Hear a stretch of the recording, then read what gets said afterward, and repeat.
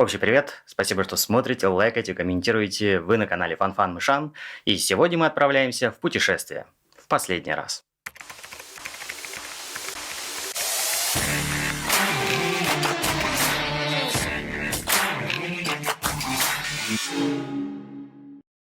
Таджикистан – парадоксальная страна. 93% ее площади занимают горы, но при этом никто не считает таджиков горцами. В Таджикистане огромное количество природных ископаемых, но при этом она не является мировым экспортером этих ресурсов. Потому что, как мы уже с вами знаем, 93% территории – это горы, и добыча несметных богатств из недр земли сильно затруднена. Неудивительно, что еще со времен СССР главным туристическим направлением Таджикистана был альпинизм, ведь, как многие из вас, наверное, помнят, 93% территории занимают горы. Более того, из 5 высочайших гор СССР, так называемых семитысячников, 3 находятся в Таджикистане. Это пик Корженевской, самая романтическая гора, которая была названа русским географом Николаем Корженевским в честь своей жены. Пик Ленина изначально назывался пиком Кауфмана в честь генерал-губернатора Туркестана, а в 1928 году его переименовали пик Ленина. Забавно, что до 1928 года эта вершина считалась самой высокой на Памире. Но как только ее переименовали, сразу же обнаружили еще одну вершину, которая оказалась еще выше. И ее назвали пик Сталина. С развенчанием культа личности гору переименовали в пик коммунизма, а с распадом СССР ее переименовали в пик Исмаила Самани. И больше в этом ролике вы ничего не услышите о горах Таджикистана, потому что мне стало интересно, что еще кроме гор можно посмотреть в Таджикистане простому туристу. И такие места мне найти удалось.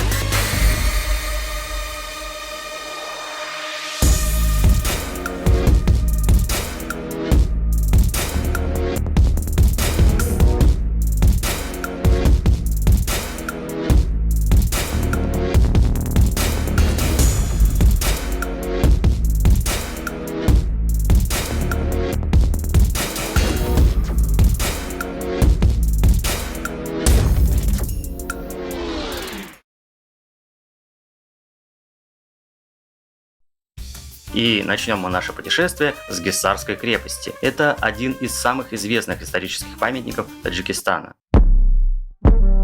Крепость была построена примерно 2500 лет назад. До нашего времени сохранились только ворота. Все остальное – это реставрация.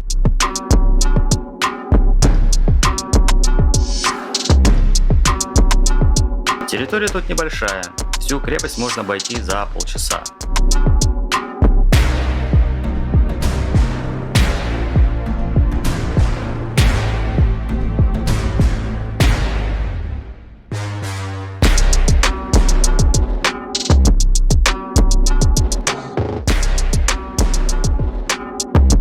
На вершине горы, в здании дворца, есть небольшой музей. А все помещения внутри крепостной стены – это сувенирные лавки и продуктовые магазины. Здесь же можно покататься на лошадях по Гисарской долине.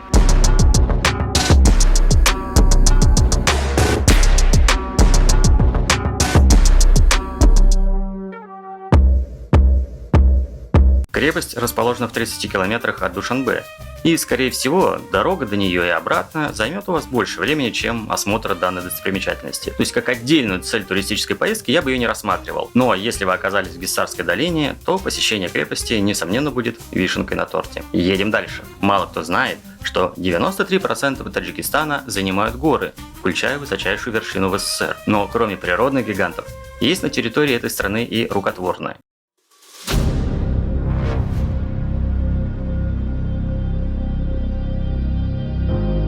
Нурекская ГЭС до сих пор является самой мощной гидроэлектростанцией в Средней Азии. Настолько, что полностью окупила затраты на свое строительство еще до того, как была полностью введена в эксплуатацию.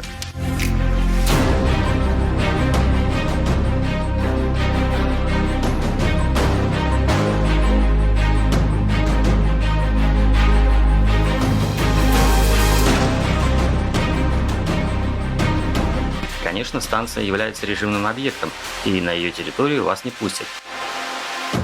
Но приехать сюда стоит. Зачем же? А затем, что здесь находится одно из красивейших мест Таджикистана – Нурекское водохранилище.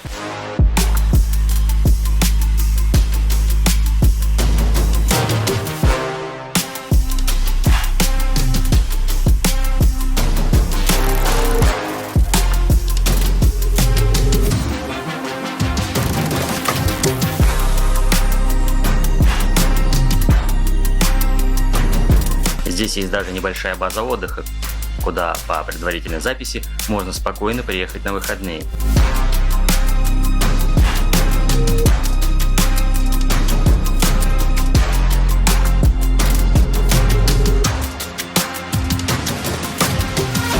И это будет действительно спокойно, потому что беречь ваш отдых будет весь личный состав охраны крупнейшего режимного объекта.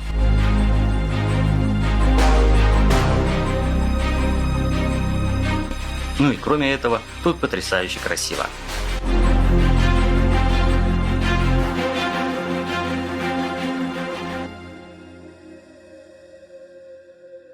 Как ни крути, но на оставшихся 7% равнины Таджикистана наибольшего внимания заслуживает именно столица – город Душанбе.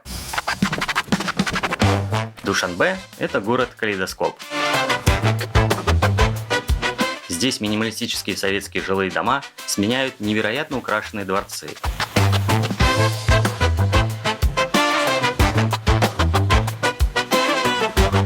А пыльные асфальтовые проспекты – зеленые парки с водоемами и цветами.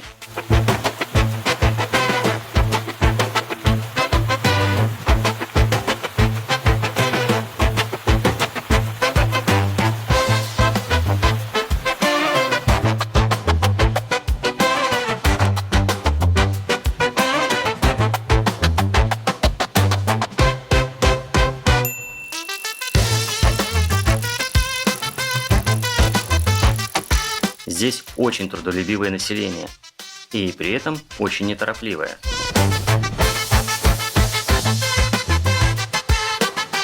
На кухне может кипеть работа на запредельной скорости, но свой заказ в ресторане вы можете ждать час, а то и больше. И эта непредсказуемость завораживает. В какой-то момент вы просто перестаете что-либо планировать и плывете по течению, впадая в этот своеобразный азиатский ритм.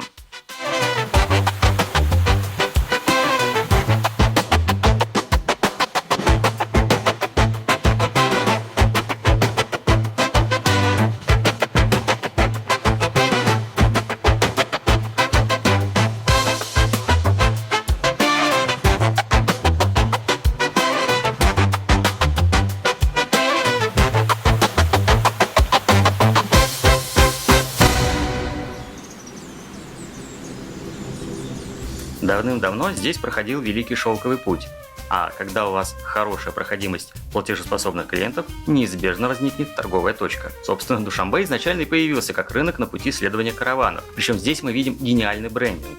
Рынок работал по понедельникам, и название Душанбе переводится с древнего какого-то как «понедельник». Кто-то может обвинить азиатов в отсутствии креатива, но вы только вдумайтесь, здесь название объединено с режимом работы. Это очень удобно записывать, а с древней каллиграфией еще и быстрее. Плюс вы могли по карте планировать график каравана, чтобы оказаться в Душанбе в понедельник. Ну и раз городообразующим предприятием во все времена здесь являлся рынок, то предлагаю отправиться на центральный продуктовый рынок Душанбе, который называется Мехаргон. Мехаргон – это древний праздник урожая. И, конечно, внутри рынок поражает буйством красок, запахов и красотой форм.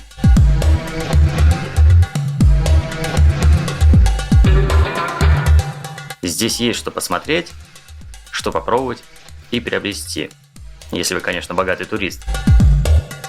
потому что цены здесь в 1,5-2 раза выше, чем на более скромных рынках, где отоваривается местное население.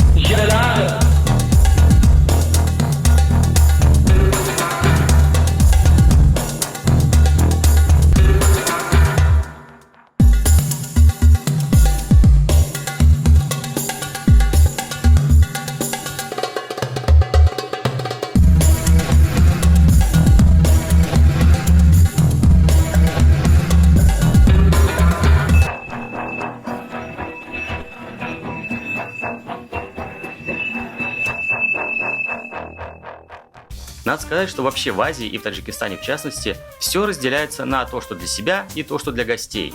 Себе можно что-то попроще – халат, плов, дом, но для гостей это будет богато вышитый халат, праздничный плов со множеством ингредиентов и роскошный дворец. Вообще для страны, которая, если кто не знает, на 93% состоит из гор, Таджикистан поражает своей способностью делать достопримечательностью все, что угодно. Например, государственный флаг. Этот атрибут есть у любой страны, и за некоторым исключением все они одинаковой формы. Различия только в цветах и рисунке. Удивить тут сложно, но Таджикистану это удалось. Государственный флаг Таджикистана развивается на высоте 165 метров, и до 2014 года это был самый высокий флагшток в мире.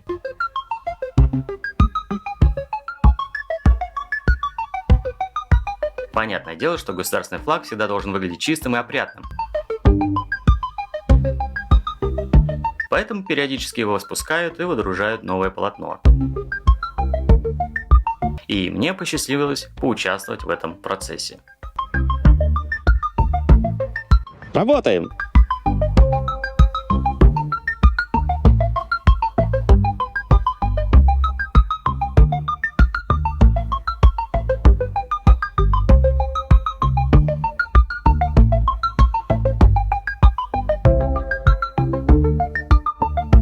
Подъем флага занимает 14 минут, поэтому у нас есть время для новой рубрики «Занимательные флаги».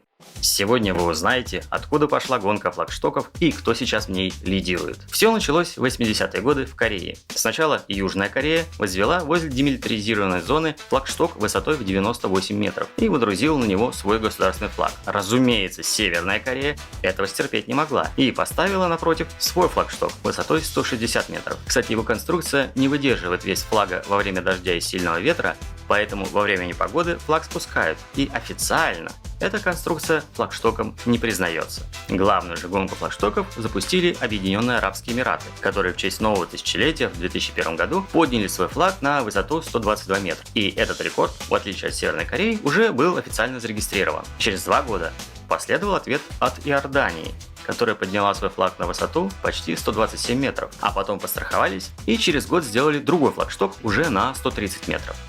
Далее в дело вступают турки, точнее турецкая строительная компания Полимекс, которая выиграла тендер на возведение множества объектов в Туркменистане. И в благодарность за это установила флагшток с государственным флагом Туркменистана высотой 133 метра. И он был самым высоким до 2010 года, пока государственный флаг Азербайджана не начал развиваться на высоте 162 метра, чтобы сразу перебить и официальные, и неофициальные рекорды. Давайте посмотрим, как там дела у нас с подъемом флага.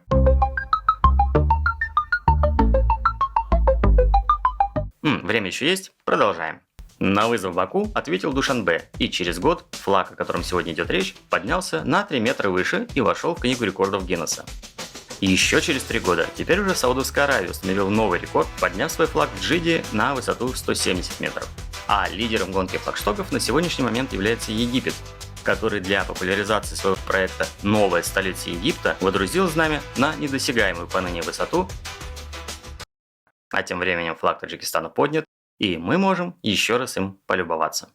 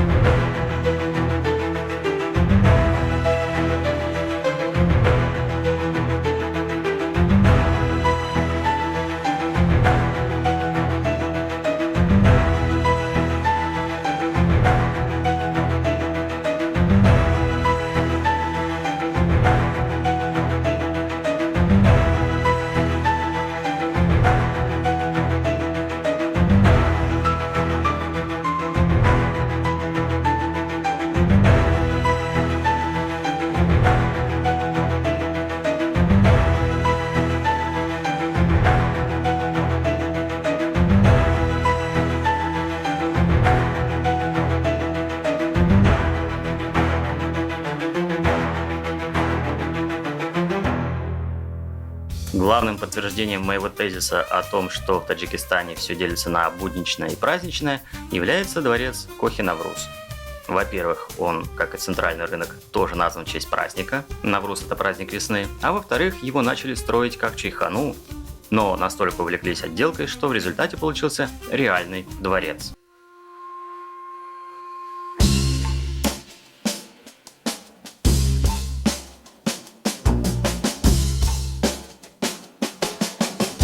Кохи-Навруз, как и Душанбе, представляет собой калейдоскоп.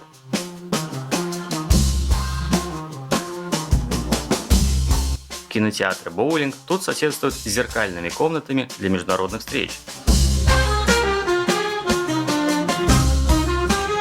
Всего в дворце 16 залов.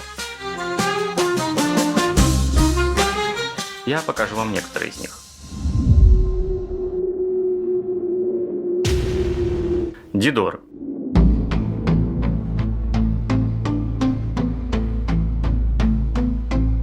Банкетный зал, украшенный уникальным орнаментом в стиле кундали. Иногда его еще называют резьбой по ганчу. Это такая смесь гипса и глина, которая придает узорам объем.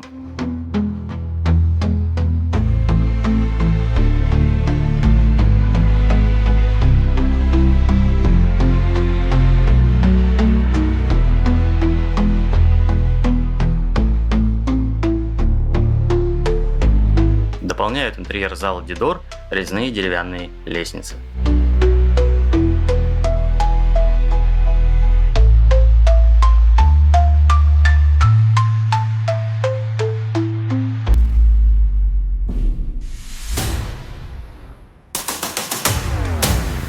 Аржан. В этом зале проходят малые заседания правительства.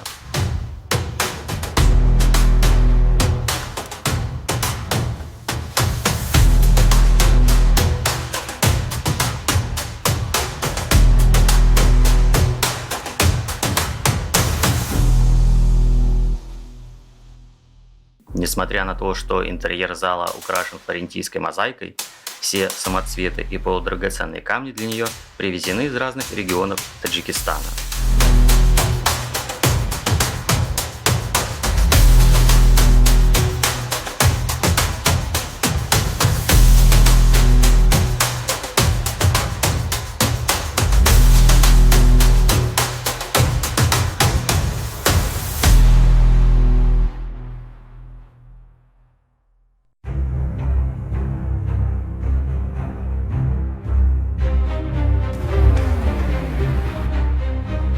Заранду.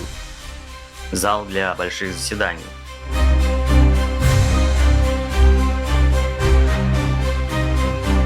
В частности, тут проходят встречи Международного форума «Совещание по взаимодействию и мерам доверия в Азии».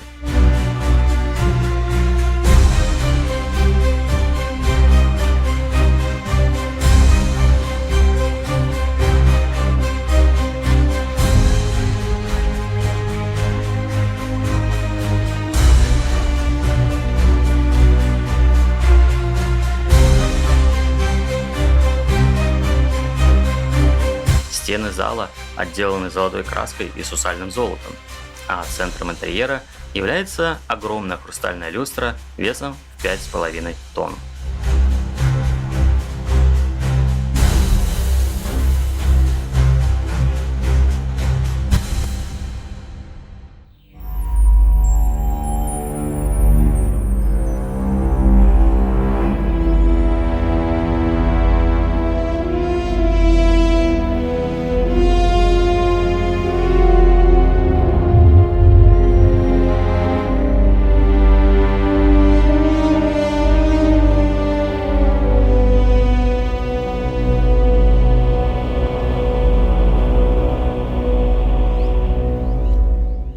Давние подписчики моего канала могли узнать последний кадр в этом клипе.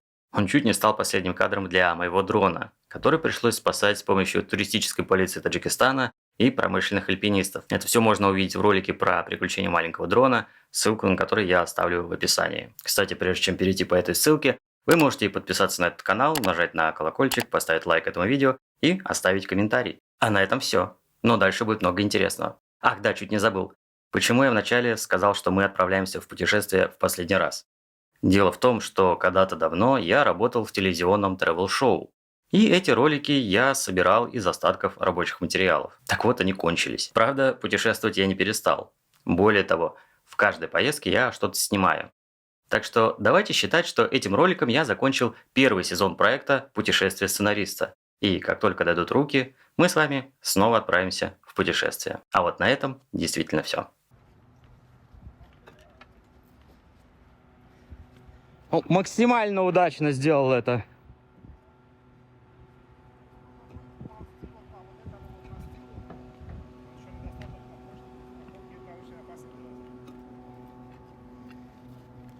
Слушай, ползти точно не надо. Если можем, чем-нибудь прям реально подсбить.